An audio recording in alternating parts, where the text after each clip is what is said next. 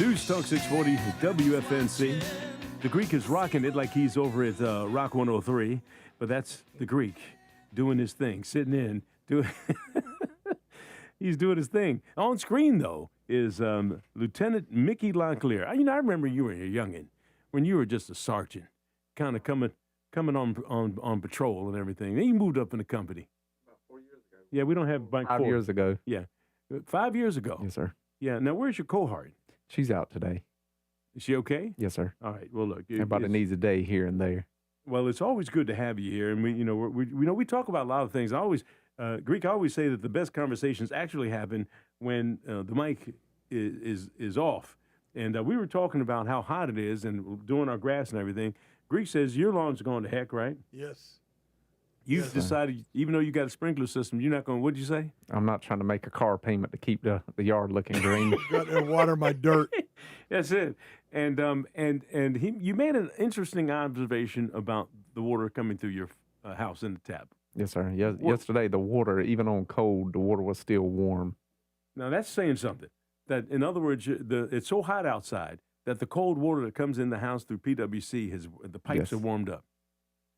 Now, that puts it in perspective. Yes, sir. All right, here we are doing our thing. It's always good to have you here. You come every other week on a Friday, talk about different safety things. I've been doing this story about this scam that's going on for pretrial release with inmates. Tell us the mechanics of that and what people need to watch out for. So some people have been getting calls regarding inmates. It's public information as to any person that's locked up in the jail. You can go on the sheriff's office website, type in the person's name, and it'll tell you if they're locked up or not. So people are smart. They just sit around and figure a way to pull up people's numbers and stuff, and they'll call and say, hey, if you pay X amount of dollars, we can get your loved one released on pretrial release. That is not true. And so the thing to keep in mind is if that person's eligible for pretrial release, a judge has to sign an order, and then it has to actually go through. Nobody's going to call and say, you've got to pay this amount. It's almost the same as jury duty. Another thing that's picking up is the crypto scams where, hey, give us $6,000. We can invest it and turn it into $12,000, or we can turn it into $20,000. So they give these people this money, and then as soon as they get the money, they block the number, or the number's no longer in service when they try to call. So they made $6,000 in 10 minutes just with dealing somebody, and then the person's out of the money. So same way with that jury duty. If they give them that money, there's really no way for us to get it back. They're just completely out of it. Well, and the thing about it is it centers around, I don't want to say greed, but it centers around greed. Mm-hmm. And if people, if it's too good to be true, then it's normally too good to be true. Yes, and it's probably not true. But if all of a sudden you think, I could double my money in just a few minutes, I would just give it to this person. A lot of these things, unfortunately, target seniors and folks who are very open still to having conversations with strangers on the phone. I don't talk to anyone who's talking to me on a recorded line. That's what they may say. And so Dory said, man, you're kind of direct, and you kind of just... If somebody calls and say, hi, this is Bob. I'm with the organization checking your Medicare, Parts A and B, and we see that you haven't done so-and-so yet. You do have Medicare A and B, don't you? I say, you just said that I do. Well, we're just checking to see if you do. You do have it. Yeah. They're trying to get you to say yes. Yes. So you can use that yes to open up a bank account or something for you. So don't say yes to anybody who's getting you to say yes. Can you hear me? Yes. See? So and then they start. Right. But then now they've got you recorded, and they have your voice saying yes, and they can use that. With artificial intelligence, it's crazy. Are you guys noticing anything yet with artificial intelligence in terms of scams, or it just really making it difficult for folks? It's still pretty much the same old, same old. They're pulling the jury duty scam. You've got a warrant, this and that. Biggest thing we tell people, if somebody calls you and tells you they got a warrant, come down to the sheriff's office. And some people... they'll call and say, hey, I want to check and see if I have a warrant. We don't give that information out over the phone. We'll tell you, bring your driver's license or your ID card, come down to the sheriff's office, and then at that point they'll tell you. Well, now they would tell you, they'll take you in. Well, if you got a warrant. But the thing is, if they pay one of these scammers $6,000 over the phone, they're not getting that money back. If they come downtown and they have a warrant issued and their bond's $1,000, they save $5,000. So well, I mean, that's the way if to they look get a at bail bondsman, that money they 10%. don't get back, or if they put the whole money up, they get everything back after the case is disposed. So, but with that being said, it could save you a lot of money and a lot of heartache. We'll verify it for you. So that would be the best way to do it. Come down to the sheriff's office, and that could actually say, hey, this person's telling me I got a warrant for failure to appear for jury duty, or I've got a warrant for this or that. Most time, 99% of the time, when they say jury duty, it's automatically a scam. Well, does the sheriff office call individuals and say, "Hey, look, you either come in, or we're going to have to come out and get you. You can come in if you want." Do you make that kind of call to try to save a little time? And Gilbert, that's really. Do we do it sometimes? Yes. Okay. But there's that 0.01% of the time that, depending on what it is, just say, for example, on a detective, if a detective is dealing with a case, they may tell that person, hey, I'm going to issue a warrant for your arrest. You can meet me at the jail. But with that being said, we're not saying bring $6,000 with you. Right. And we'll get rid of the warrant. We're going to tell you, meet me at the jail. But with that being said, that person knows they're being investigated. They've had contact with that detective, so it's not a random number that's calling saying, hey, you've got a warrant for your arrest. If that detective takes out a warrant for you, it's going to be the same person, and you should be familiar with their voice and the person's name. Well, and I guess the other part of that is that if you come out to my house, as well known as I am, I wouldn't hurt a fly normally. But if you have a warrant for my arrest, you have to bring me in. You're going to have to handcuff me and put me in the car and take me down, as opposed to me just coming in, you calling me, hey, Gilbert Bays, master of the Super Mix, come on in, man, because, we got a warrant for you, and it's your choice on how you do this. Mm-hmm. And you would come to this radio station knowing that I'm here, and Greek, they would take me out in handcuffs. Would you come bail me out? Yeah, I would. Why is he hesitating? It's because you didn't buy him any barbecue plates. He didn't buy me. Thanks a lot. I would Greek. be there for you. Okay, all right. You're off camera. Yeah, I kicked you to the curb. All right. Well, look, you were talking about some other things here, and during when we're not on the camera, you asked me that you had the quiz question about when an ambulance come behind you, what do you do? And the correct response is what? Because apparently people don't know. You should pull over to the right of the road. And what did I say? You were saying, is that what you're supposed to do? I guess it was the way I answered. Yeah. And I said, that is the right way. I gave you the right answer. Yes. Right. But what are people doing? So we have people that'll stop directly in the lane of travel. They'll slam on brakes. They don't pull over. They'll pull to the left. So the safest thing to do is pull to the right and remain there until the fire truck, ambulance, or police car passes you. Greek, did you know that you were supposed to pull over? Yeah. Okay. See, and it's also just a courteous thing to do. That's exactly right. Now, the big question for all three of us, as long as we're still up here, if the emergency vehicle is coming towards you, should you still move over? You're still supposed to pull over, even if they're coming towards you.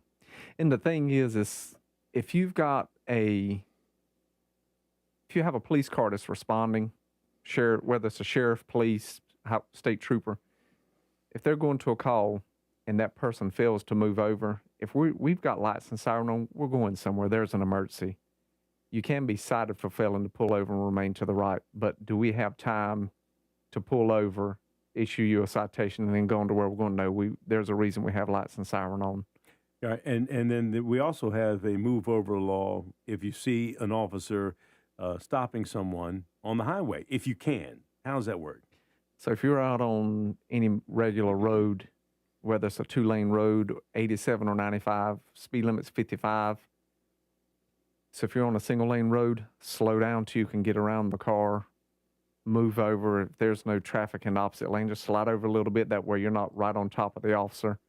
And the whole thing behind that is, if the person comes out the car and decides to start fighting with the officer, they fall on the road and you're right on top of them, then you literally have no time to react. And in the same way on 87 and 95, or even these 2-lane interstates, 295, for example, speed limit 65, the left lane is open and you're on the right lane, you should move over to give that officer the space.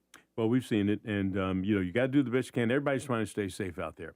Another thing you wanted to talk about is just safety right now during the summer months. Yes, sir. So the main thing is, if you're going to be outside, stay hydrated.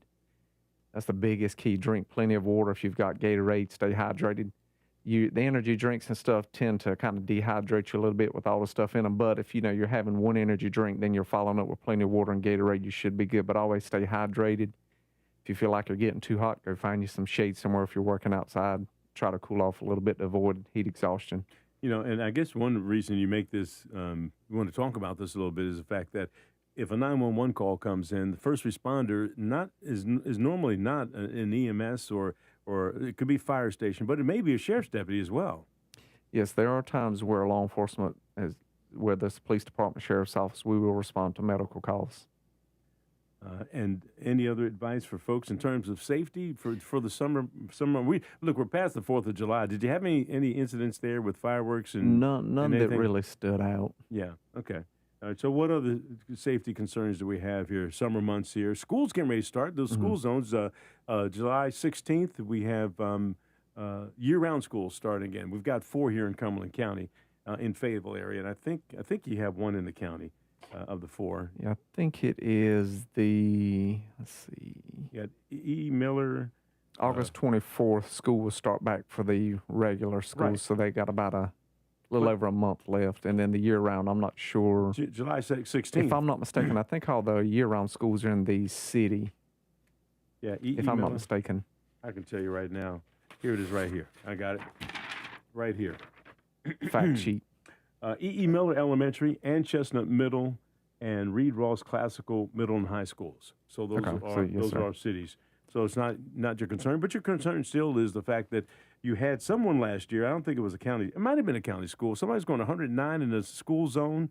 I think at Hope Mills. We had an 89 and a 35. 89 and 35 in an active school zone. Now, what happens to that person? Did they lose their license and put in front of fire squad or something? What do you get? So he was charged with 89 and a 35 and careless and reckless. And he was taken downtown and processed. And then it goes over to the court system.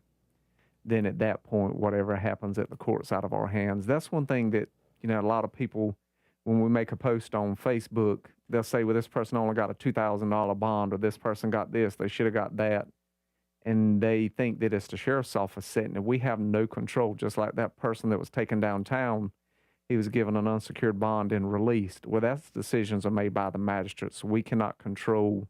If a person's been arrested 2 times and they have a $100,000 bond versus if they were arrested 15 times and the magistrate give them a $1,000 bond, that's not up to us. We don't get to decide what bond that person gets. All right, look, Mickey, it's about time for me to give you the boot. But I'm not going to do that before. I'll give you a chance to promo this because this is the barbecue thing. And you got the Greek over there. He's yet to buy a plate. But this is you got this. And plus you got summer with the sheriff, Christmas with the sheriff. Which one do you want to talk about? Which one do you want to do? So you only get one. We'll talk about the barbecue, and then next Friday or Friday after, we'll talk about the shot with the sheriff. Look, the Greek is laughing at me. Hey, I got to run a show here. Yeah. We got to go. Okay, go ahead, talk about this again. August 21st, barbecue plate sale will be out in front of Lee's Furniture. It's $10 a plate. It's barbecue, potato salad, coleslaw on a roll. And then if you get $10 or more, we'll deliver them to a business, school, wherever you're at. If you get 10 plates or more, we'll deliver them. And then all money raised goes to Special Olympics. Just for a good cause. Mickey Lockley, when you finish with your career at the sheriff's office, go sell some cars or something because, you're a heck of a salesman and you got that talent. And this is for a good cause. Who is it for? What is it for? Special Olympics. So it's going back to the community. All right. Mickey Lockley, I'm giving you the boot. It's good to see you. I look forward to seeing you in 2 weeks. Yes, sir. Sounds good. All right. You're listening to News Talk 640 WFNC. We've got local weather right now. The most dependable forecast with CBS 17 meteorologist Matthew Mostly clear Huddleston. skies, hot and very humid with heat index values as high as 105 plus. So a heat advisory from 11 a.m. all the way until 8 p.m. this evening. And just a few gusty showers and storms, mainly in the late afternoon and early evening to cool us off. A high in the upper 90s and starting off the weekend with a low in the muggy middle 70s. That's your Fayetteville forecast. I'm CBS 17 meteorologist Matthew Huddleston. Matthew, thank you so much. Right now we've got 82 degrees in Fayetteville, Hope Mills, and Fort Bragg. You're listening to News Talk 640. We're WFNC. This report is sponsored